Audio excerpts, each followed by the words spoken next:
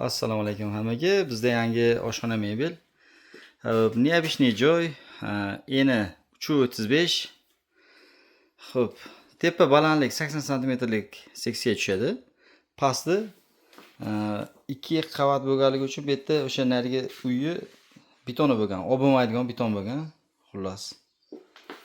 Shuni tepasiga yasaymiz. Rasxod baribir bir xil chiqaveradi. Muammo bo'lmaydi. Haliga rasxod ko'p kam bo'lmaydi, chunki taxminan 20 santimetrcha farq bo'lyapti ilis. Yo'limizni korpusi tayyor. Gazlarni, moykalar joyini teshib qo'ydik. Eshiklarni qo'yib ko'rsatamiz, xudo xolisa. Mebelimiz tayyor bo'ldi. Akril laminat 3.35 joyga tayyorladik.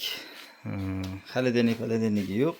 Faqat yerdan 30 santimetr balandlikda o'sha joylar chiqib qolgan. Biz bundan teparoqda hozir o'zi standart 85-90 santimetr bo'lsa, bu yerda standart emas, bu yerdagi razmer 95 dan balandroq bo'ldi ozgina. Xo'p, tepasi 80 lik variantda. Tepasi o'sha. Umuman tepada o'zgarish yo'q. Xo'p, nimalar bo'ldi? Qimmat moyka. O'sha ichida savsatalari bor, gel qo'yadiganlari bor. Xo'p, qoshiqdan bonusga qo'shib berildi. Xo'p, tepada vitishkalar o'rnatildi.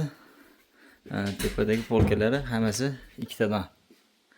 O'sha mashinalarimiz vakuumli.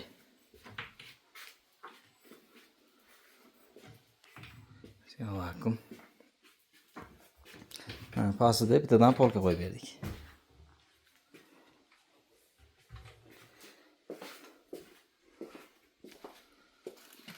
$6,500,000 so'mga mana shu holati tayyor bo'ldi. Moykasi qimmat bo'lganligi uchun sal qimmatroq chiqdi. Rahmat hammaga e'tibor uchun.